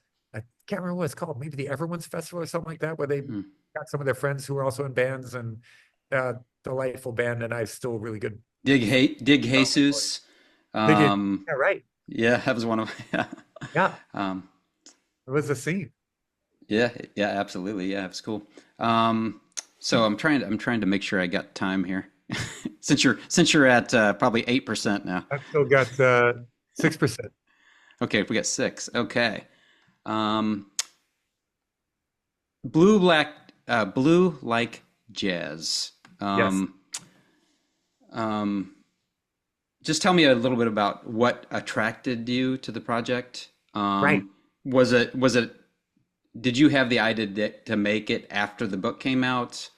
Yes. And then talk about some of the bands, like the music that you chose, Menomina, and some of the other music that you chose for the soundtrack. Yeah. Well, for starters, when the label Squint kind of imploded. The guy who I'd made the deal with got fired, and the new guy who took over, things just didn't go well. We didn't get on very well. He knew not Steve, right? Yes, the label head who knew not Steve. I'd heard he was a country music guy, and I'd heard good things about him. But we met. I've told this story. We met. I just signed a hip hop collective, LA Symphony, that I was really excited about, and so I met with him. I'd heard that he was really loved what Squint was doing, and so we had a meeting, and things seemed to be going well. And then he said, "So tell me about what you got coming up next." So I said, "Well, it's this hip hop collective from LA Symphony." He said, "So when do I get to hear the demos?" I said, "I'm sorry?" He said, "When do I get to hear the demos?" I said, "Well, if you're a big hip hop fan, I'm happy for you to listen to them. But, you know, the deal I have is that I make all the creative decisions." He said, "Well, certainly you don't think I'm going to just sign off on you making that album before I've heard the demos." And I said, "Well, yeah, that's kind of how this works." And clearly he didn't see it the same way. And the next day he put the label up for sale. And let it be known that anybody could buy it except me. So, Wow. Yeah. So anyway, thus began 9 months of legal maneuvering and me trying to raise money and doing an end run around the powers that be. And so it all ended up imploding. It was rough. Uh, Yeah. but at the end of that, as painful as it was, I realized, hey, I enjoyed doing this for about the first year, and then it started becoming, you know, negotiating international deals for European releases, and it just there was a whole lot of stuff that just didn't feel very creative and frankly was not very fun and not really in my wheel well. So I thought, well, this is my opportunity. I'd always wanted to, I knew eventually I wanted to make a shift into filmmaking, and this was the time. And so the first movie I made was a movie called The Second Chance with Michael W. Smith, and it was picked up by Sony and didn't do great business in theaters, but sold 500,000 DVDs and was a reasonably good movie. There's plenty of things I'd do differently, but I think if you saw it today, you would see the flaws, but you'd also feel like it was in some ways dealing with issues that we're still dealing with in a lot more kind of head-on way now. After that experience, I was looking for my next movie. A friend told me about Blue Like Jazz. I read it, and even though it's not a movie that you would think, oh, I see this film in my head when you put it down, it's more like kind of a stream of consciousness memoir. There was a scene in that movie that I thought was dynamic, and it takes place in a confession booth on Reed College in Portland, Oregon. I wanted to make the movie based on that scene. And so I pitched Don Miller, the author. He was in town one weekend doing a reading, and I pitched him on making the movie, ending it with that scene. He liked the idea and ended up being a collaborator on the project. And, I got to make the movie I wanted to make. It was almost was R-rated. We managed to pull it back enough to get a PG rating, or PG-13 rating. I thought based on the success, after we made the deal to, I optioned the book ended up becoming a big New York Times bestseller. And I thought that was going to be enough to make the movie successful. And it was not successful, but it still debuted at South by Southwest and has turned out to be a reasonably good movie, I think. But one of the treats of that movie was I got to know the band Phenomena out of Portland, Oregon, and used them for a lot of the soundtrack. And Danny, their drummer, ended up becoming a really good friend. And I've worked with them on a bunch of stuff since then. And I love the soundtrack to that album. And I think their involvement helped really make it and also kind of anchor it in Portland where the story takes place. Yeah, great. And that kind of was when you came out with, you started to make more music around that time, right? Yep. Maybe to support the project. I don't know if you did, we did one but song that was in the end credits, and then but while I was trying to get the movie off the ground, it was a 7-year process. I was so frustrated that I thought I need to do something else creatively as an outlet. And so John Painter and Jimmy Abeg and Peter Furler from Newsboys and myself started getting together every week in John's studio, just jamming. And out of that started emerging songs. And out of that started taking shape what felt like an album and a band. And so we were thinking that way. And then the opportunity came, Blue Like Jazz, and money finally came together. And so we put it all on hold. And then when I got back from doing that, it's like, well, let's finish this off and go on tour. And it was a Kickstarter project that made all that possible. And the Goliath album is one that I still really like. I'm probably as happy with that album as anything I've ever done. I love the album. In the interest of time, I won't say it as much as I was going to about it, Right, but yeah. I think you are at has some of the best lyrics of all of your work, and that's saying a lot, I think. A lot of turn of phrases, and it's just a hard rockin' album too. Right. Um, Yeah. Well, thanks. but I had a bunch of lyrics, but really I wanted to mention lyrics from the Sympathy vote. Oh, right. Um, Yeah. I wanted to know if "Cut Down, I'm a Debaser" is a throwback to the Pixies. That is a direct copy of Pixies. I haven't heard yet from their lawyer, but there's still time. Interestingly, maybe Jim and I were talking about this recently. We were talking about um, what's the lead singer's name? Frank Francis Black. Black. Yeah, Oh we were yeah, talking about how he listened to Larry Larry Norman, Norman. Norman when he was in his teens. big Did you know fan, that? totally. And he ended up going to Larry's memorial service in Portland. Oh, cool. So yeah, he was Yeah, a big fan. Yeah, we kind of cool. performed Kind of cool. once together. I'm friends with Larry Norman's son, Mike. And so Mike was telling me some of those stories recently when I was in Salem, where he lives, and Oh yeah. made a little pilgrimage to Larry's grave. Awesome. Mm, cool, cool. But yeah, love the album. I listened to it again today while I was driving to work, and it was like, oh, such a great album. Love it. Oh, Um, can you tell us a little bit about Danielson? yes. Jim asked this question. How did your partnership start, and will there be future projects with them Well, that's one or of my favorite. him? That's one of my favorite subjects because I was already a fan of Danielson, and so when we decided to go on tour, I asked Daniel if he would want to join us, and if he'd want to bring the tree with him. I don't know if you've seen that with the fruits of the spirit, and he Yeah. was game. So I remember the opening night. And by the way, if we run out, I can always call you on my cell phone to keep Okay, that going. cool, cool.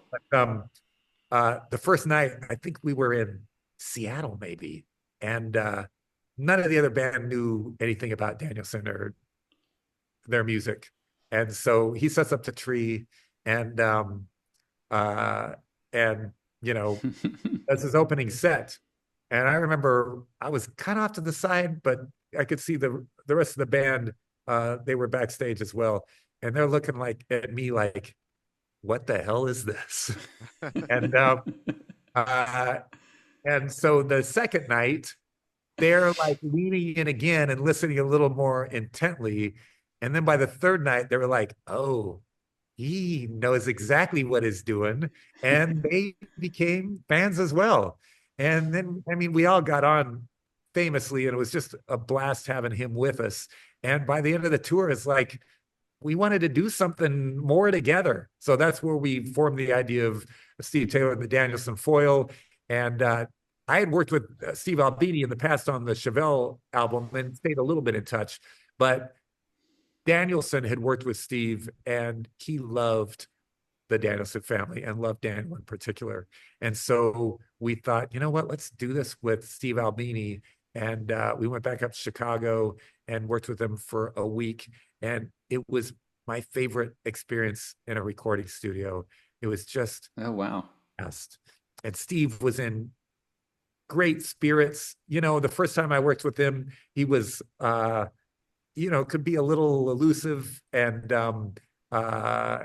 but we ended up getting on fine. But this time it was just a blast. And not only that, but I remember like the second or third day, he told us he's not a guy who is quick with compliments. And he said, "Man, I don't know what to expect, but you guys are hitting this out of the park." And I'm thinking, I'm hearing this from Steve Albini, like, Yeah. what is happening right now? And I that was one of the and then he ended up talking about the band in an interview that he did that we ended up putting circulating. And anyway, it was just a great experience.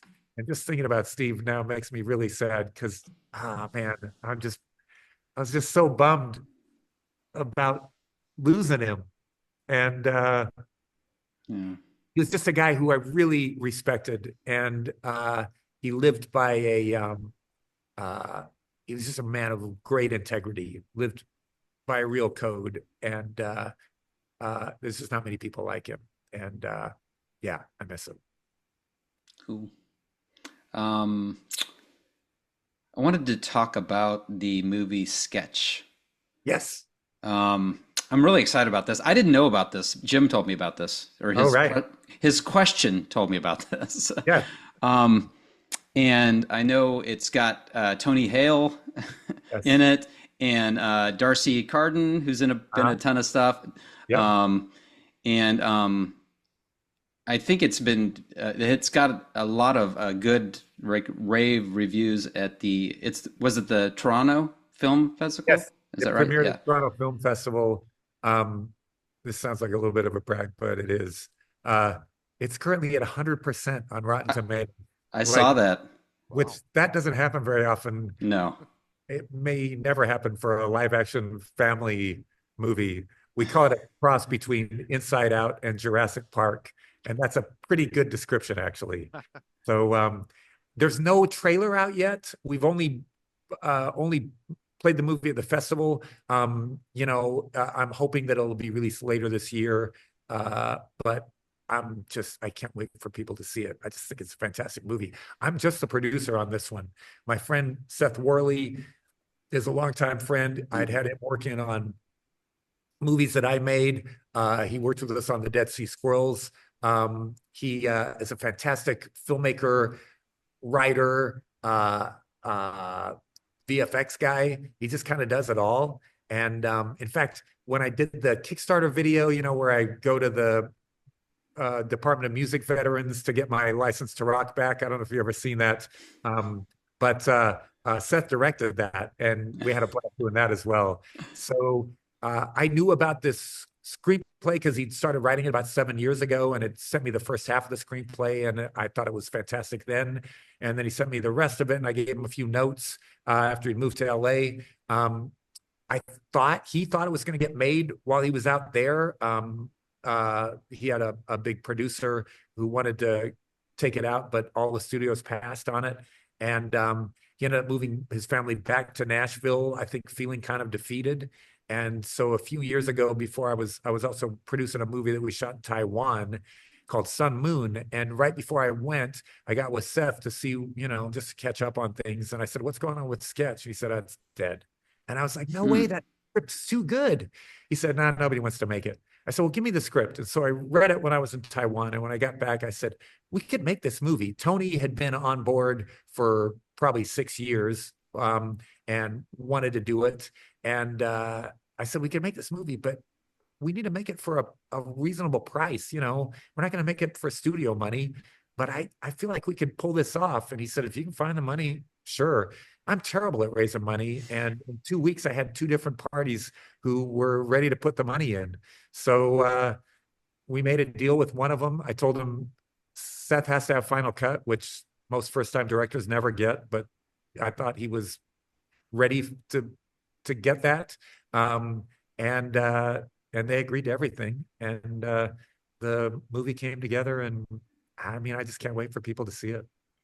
So did you mention like late this year possibly or The next year? hope is it'll come sometime late summer, but we don't Oh, have a awesome. deal locked And I've heard a lot. I down I yet. don't know So here's the hoping. two younger stars, but I've Right. heard a lot of reviews about their performance. Yes. The three kids in the movie are all like between the ages of like 10 and 12, and all three of them are fantastic. They just, I mean, Seth's a really good director too, and it was just a great experience, man. They were a blast on set. Their parents were really good because you're also kind of casting their parents because Yeah, if you've yeah.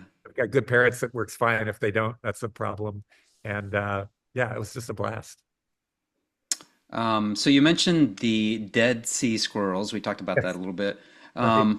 Um, Jim asked, how did this partnership with Mike Naraki and the Disney animator Tom Bancroft come to pass? Right.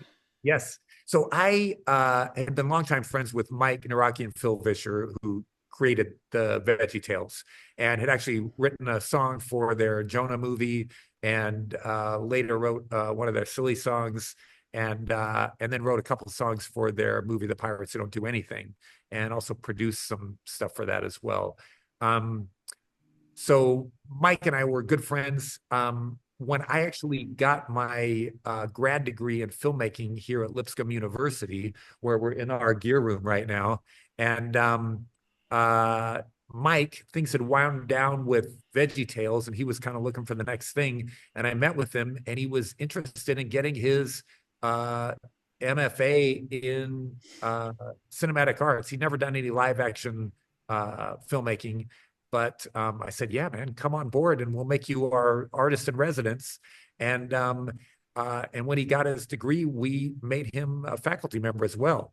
So he had an idea for his next animated series about a 10-year-old boy whose dad is an archaeologist. They go on a dig one summer in Israel, and the kid gets bored and he wanders into a nearby cave and he finds two dead salt-encrusted squirrels that he thinks are cool. So he smuggles them home in his backpack back to Nashville and puts them up in his window to air out. And it rains that night, squirrels get wet, and now they reanimate, and they squirrels who were alive during Jesus' time. Hijinks ensue. And thankfully, of course, as they would, they speak English. So they become friends with Michael and his pals. And every episode, the stories are usually about Michael and his friends getting into some kind of trouble with the squirrels.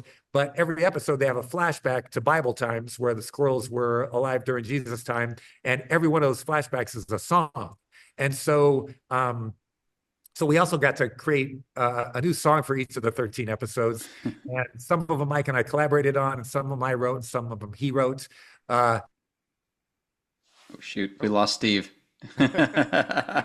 We'll see. He'll call us back. That's going really well, man. That's great. Is it? Yeah.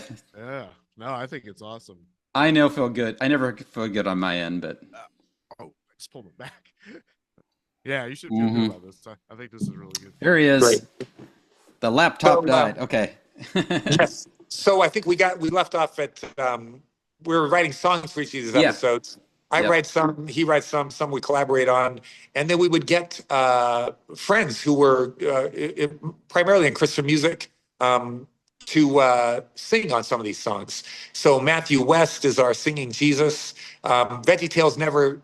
The one rule they had from the start was we're never going to portray Jesus as a vegetable, which I think was a good idea.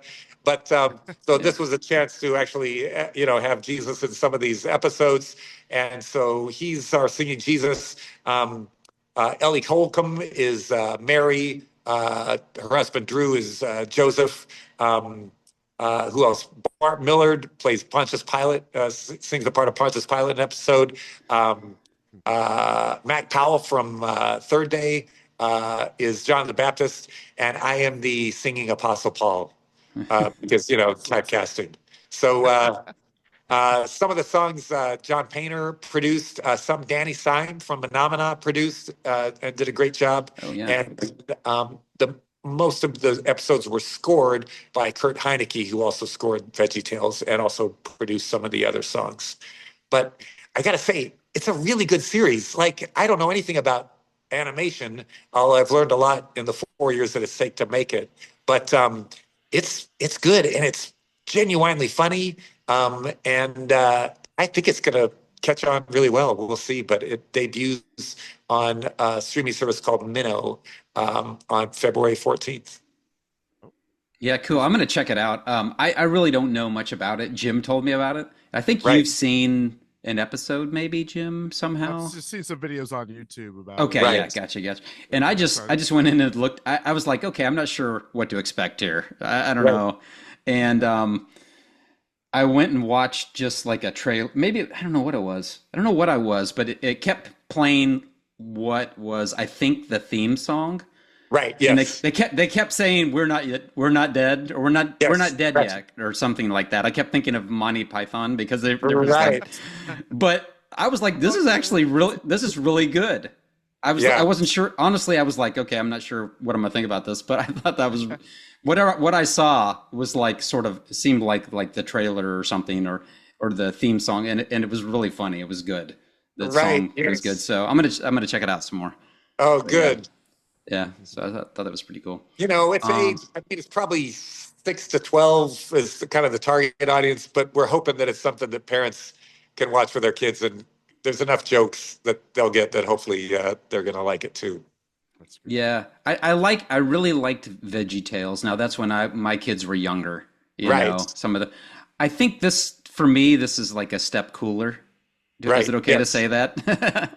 I'm going to say it, whether it's cool, whether it's okay or not. Just let it out.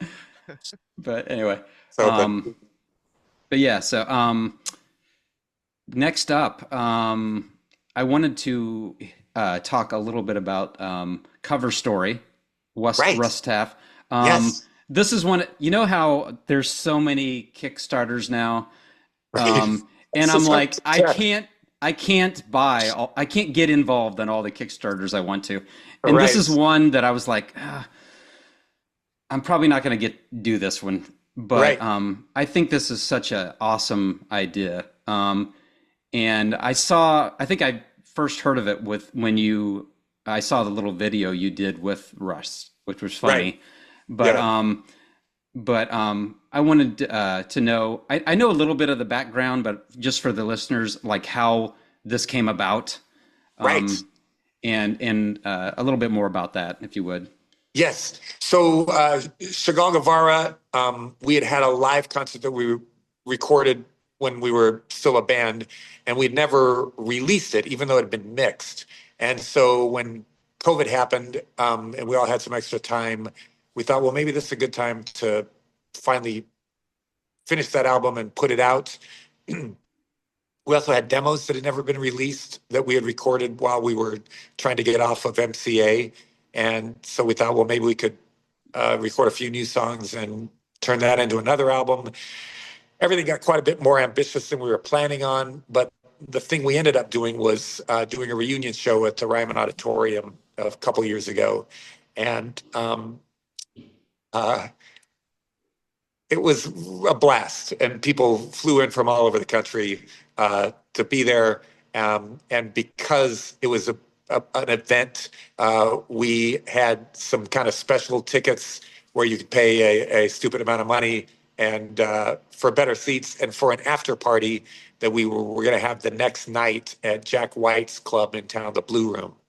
And so we put that together and we promised some kind of a jam session with some special guests. And so Peter Furlick came up for that, and Jimmy Abeg was there as well, and of course the members of Chagall Guevara, and we had some special guests, including um, Ashley Cleveland did some songs, Kevin Max from DC Talk did some songs, and Ross Taff showed up. And so we put together a version of Down in the Lowlands, which he'd recorded back in the Oh, day, yeah. Charlie Peacock's song. Um, Not necessarily knowing what to expect. I just assumed that, I've been a real fan of Russ back in the day, and we'd done some shows together, and I just loved his voice and loved in particular his self-titled album that Lynn Nichols produced. Um, Yeah. but I just assumed it had been a long time that his voice probably wasn't what it had been. And we were all really surprised at how much soul he put into that song and just turned the crowd into like a crowd of hand waving Pentecostals. He just brought it. Wow. And Yeah. at the end of that, we were so impressed, and we thought, why doesn't he do an album like that? You know, uh, we were all familiar with Johnny Cash's American recordings and Yeah. how Rick Rubin just took somebody who at that point was playing supper clubs and gave him a whole new audience. And so that was the idea. And John Painter had gone to church with Russ for over a decade, and Russ would sing at that church in downtown Nashville at Vanderbilt, on the campus of Vanderbilt, uh, many weeks. And John had grown up with Russ's music as well, and so he ended up being the producer, and I was the executive producer, kind of overseeing it all. And we just tried to find songs that were cover songs that would tell Russ's story, because he's been through a lot and had been sober for, I think, 14 years now, and is very open about his struggles. And so we found a collection of songs that we thought would tell that story. And the album title Cover Story made a lot of sense. And so I'm just as excited about that project as just about anything I've ever been involved with musically. I just think it's a fantastic album. Now, I haven't looked at the list of songs. I know some of the. I think I saw a list of artists at one I, point. I haven't dug in deep enough. I think you have a song by The National on there. yes, Uh, song Demons from their Trouble Will okay, Find Me album. gotcha. And Oh, that's great. and Yeah, he turns it into a soul song, you know, because it's like sweet. I think the original is in 7/4 and much more Oof. up tempo. And uh that song came later in the process. Russ was having a lot of second thoughts because we were asking him to do something he just wasn't used to doing before. And to Mm, sing uh without the album sounds great, but it's not a big bombastic overproduced album like some of the stuff he'd done in the 80s, which sounded good at the time. But hmm you know, he was used to having just a lot of production around him. And this was not going to be that way. We wanted to hear his voice and capture what we'd heard at the Blue Room that night. And about 2/3 of the way through the process, he freaked out a little bit and didn't show up in the studio one day. And so I called him up. I said, "Why don't we meet?" And so we met the next day. And I said, "You know, we're working pretty hard on this album. If you, what, you decided you didn't feel like showing up that day?" I said, "That's not cool." And he No. said, "Man, I was just scared." He said, "I just don't know if I can do this." And I said, "I understand." I said, "Trust me, I won't make you look stupid." Um, and he was very apologetic, and he said, "I'm going to trust you." And he just talked. He said, "It's just when I get like this, I just go back to old habits." And so later that night, I just remembered the National and how much I loved that song, and I sent it to him. I said, "What do you think about this song?" And he was immediate, like, "Yep, I got to do that song because it it nailed that feeling for him." Mm. And so he did I think, an incredible version of that. He covered Prince's "The Cross," which he does a beautiful version of. He covered Depeche Mode's "People Are People" and kind of turned that into a very different song Wow. in a lot of good ways. He covers Dylan's "I Still Believe in You," U2's "When Love Comes to Town." Bill Withers has a song, "Grandma's Really? Hands," that was almost autobiographical for him. Um, and he did a couple of songs. He ends the song with a praise song called "All the Poor and Powerless" that I just love and that is really powerful. Um, he did a version of the Blind Willie Johnson song, "Tear This Building Down," which is actually in the public domain. Nobody knows who wrote it. Oh, huh. Blind Willie Johnson had initially made it famous, and that's a killer song that opens the album. And I just think it's a really great album. Now this was a Yeah. pretty quick Kickstarter, wasn't it? Like Yes, as far right. as the money raised, like how Yes, long did it take? It that wasn't it very long. it went pretty quickly. The album at that point was almost done, so we weren't raising money Gotcha. to create the album. We were raising money to market the album, and Gotcha. so that's enabled us to hire a publicist and some social media people and do some video and things like that that would be tough to pull off otherwise. And it debuts January 31st. Hmm. Awesome. Yeah, looking forward. Yeah. Yeah, People Are Um, People's on Spotify right now. I see. Yes, you can hear people at it's our, people. that's okay. Yeah. I think And maybe you, I have right, heard a piece of that one. Yeah. right. Yeah. And you can hear "Tear This Building Down" too. Nice. Yeah, we'll check it out. Um, we're winding down. Can you tell us a little bit about what you currently do? Like you're like an assistant, like professor, like for Yes, dress, yeah, for directing. Can you tell us a little bit about what you're doing? yes. So Lipscomb University is here in Nashville, Tennessee. They're a Christian affiliated university. And when after the implosion of Squint, I'm sorry, no, it was later than that. Um, After Blue Light Jazz, after that came out, um, I felt like everything that I'd learned, I'd studied filmmaking in college, but it was all avant-garde filmmaking, as I think I mentioned. And I you weren't allowed to tell stories. And that's why I wanted to learn filmmaking, is to, tell stories. But avant-garde filmmaking is not about narrative storytelling. So everything I learned about narrative filmmaking was trial and error. And after I finished Blue Light Jazz, I was just feeling, man, I wish I would like to go back to school and get a proper education in this. But there was nothing in the region. There was no grad filmmaking program in the region. I would have had to go to New York or LA or Chicago or something like that, and have a family. So Lipscomb was like, hey, we've always wanted to start a film program. Why don't you come and start it? Then it can be a grad program to start with. You can put it together. We'll hire you as a filmmaker in residence, and you can get your grad degree while you build the program. And it was just too good of an opportunity to pass up. And I got to say, if you want to get good grades in grad school, be the person who hires your professors. It works every time, and it worked really well for me. So we put the program together, and in the process, they gave me a very wide berth. So while I was doing that, I was also touring with The Perfect Foil and making other projects. And I would started teaching some classes, and the process of, I think they call it the Peter Principle, where you, in an institution, you tend to rise to the level of your incompetence. So now I'm the director of the School of Theater and Cinematic Arts. But one of the things that I came up with was the school, in particular, our dean of our College of Entertainment and the Arts, was interested in not just being a training ground, but what if we actually were producing things as well? And so he put me in charge of something called Imagine House, which was new.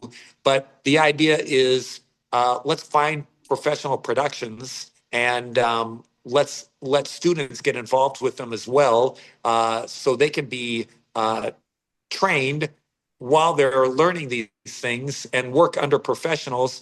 And we can even pay them for working on these projects, so they get credit as well.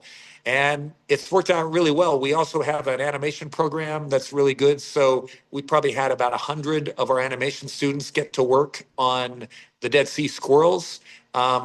We have a really good theater program. And so we hired professional voice actors for the lead roles, but we're able to use some really talented students on secondary roles. We even, a prior movie called Sun Moon was funded by Sony Affirm. That was a movie that we shot primarily in Taiwan, that stars Mackenzie Mosey, who was Rapunzel in the the movie version of Into the Woods, played it opposite Meryl Streep. And Sony gave us enough money to not only make the movie, but to buy additional equipment for the film program.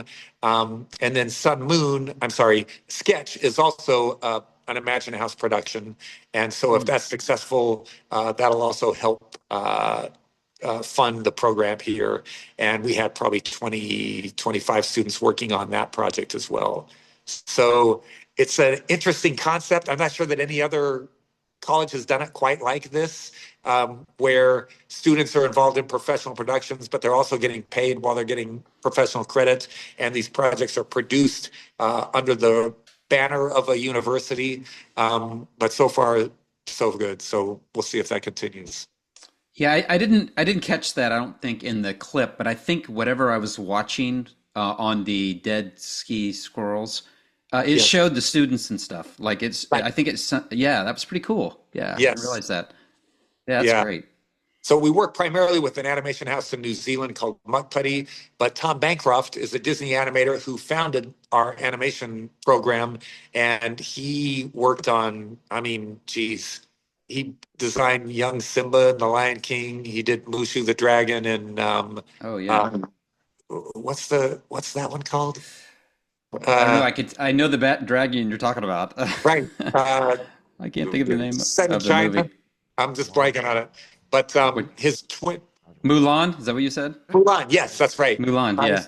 His twin brother Tony co-directed Mulan, and is now also involved with the program. And so Tom was also involved, particularly on the pilot episode of the Dead Sea Squirrels to help with some of the design and things like that. And so yeah, we got a lot of talented people around here. Yeah, yeah, sounds like it. Yeah, that's a great program. Do you have any plans to write music in the future? Possibly. Of course, I'm writing music with the Dead Sea Squirrels, and that's Well, been yeah. fun. Chagall Guevara is going to put out a live DVD of our show at the Ryman, but we're Oh, probably nice. going to include it with some kind of documentary, and so we'll be announcing something to do with that in the coming months. And I mean, we're not still an active band, but everybody still likes each other, and so who knows? Maybe we might make some more music. It's hard to say right now, but that's always a possibility.